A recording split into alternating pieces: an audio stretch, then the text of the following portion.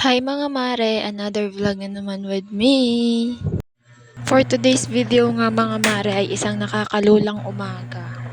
Dahil kain naman talaga at ang aking bebe ay gising simula 1:00 ng madaling araw hanggang 4:00 ng madaling araw. Medyo nakakalula na talaga ang sleeping patterns ni dadin ngayon.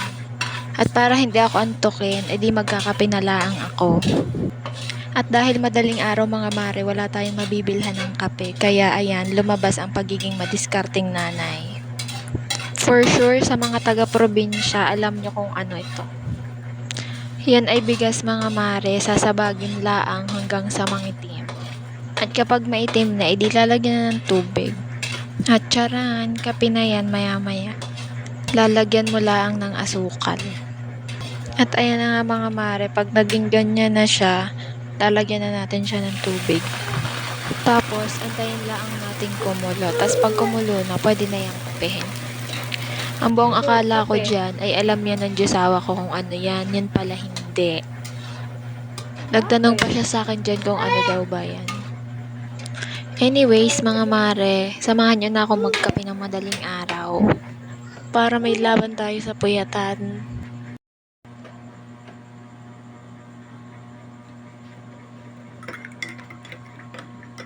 At habang nagsasabag nga ako ng bigas kanina, yari ang mag-ama at naglalaro.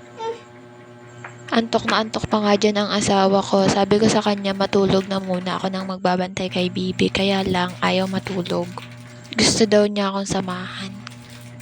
At nagsalang na din pala ako dyan mga mare ng kanin para kung sakaling maliit kami ng gising kinabukasan ay ayos lang. At ito nga pala mga mare, gagawin sana namin lumpia ng asawa ko. Kaya lang hindi namin magawa dahil wala kaming mabilhan ng wrapper. Kaya nilagay ko na lang muna sa ref. At dahil nakasalang na tayo ng kanin mga mare, dilubos-lubusin na natin. Magluluto na lang ng ulam. At dahil walang wrapper, igigisa ko na lang yan ng kahit paano na lang. May lasa na din naman kasi yan. At ayan na nga ang Diyosawa, hindi na kinaya, natulog na. At ito na nga mga mare, igigisa ko na yung gagawin sana naming lumpia. Pero hindi ko ilalahat, pagtitira pa din ako para may ipapang lumpia pa din ako kinabukasan. Kung ano-ano na nga lang din ang ginawa ko dyan mga mare, nakakita ko ng tomato paste sa ref, nilagyan ko. Tapos yan na, ulam na. At kinabukasan nga mga mare, arin na, ginawa ko na yung lumpiang Shanghai. Tinagdagan na din namin yan ni Diyosawa ng rekado dahil parang kulang pa siya dun sa una kong luto kagabi. Tapos, anong nangyari? Ako ang taga-balot. Tapos, nung nakita ni Diyosawa na naka5 peraso na ako, kinuha na niya at ipiprito niya na daw.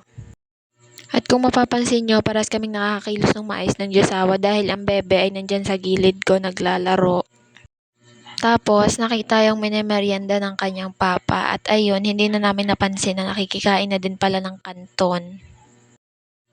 Kaya pala hindi nang liligalig sa mama yan, talaga naman. May pinagkakabisihan na pala.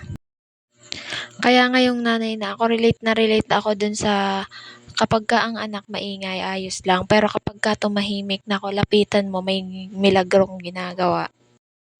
At kung makikita nyo nga dyan sa gilid mga mare, meron nang naluto si Diyosawa. Kaya ayan naman, for the tikim na ako. Tapos, nung tumikim ako, doon ko lang na-realize na wala pa nga palang sauce. Kaya dali-daling lumabas si Diyosawa dyan at bumili ng sauce. At habang nagbabalot ako ng lumpia, mga mare, may ichichika ako sa inyo. Last week, may nararamdaman ako na parang kakaiba sa tiyan ko. Medyo kumikirot-kirot siya. Kaya naman, overthink na naman malala ang nanay na ito. At dahil may asawa naman ako at kasal naman ako, hindi naman siguro masamang mabuntis ako. Kaya nagpabili na ako sa Diyosawa ng PT.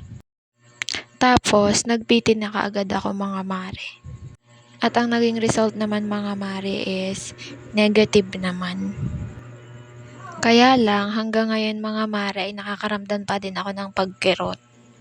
Ayoko naman agad magpadala sa ospital kasi kaya ko pa naman yung pain.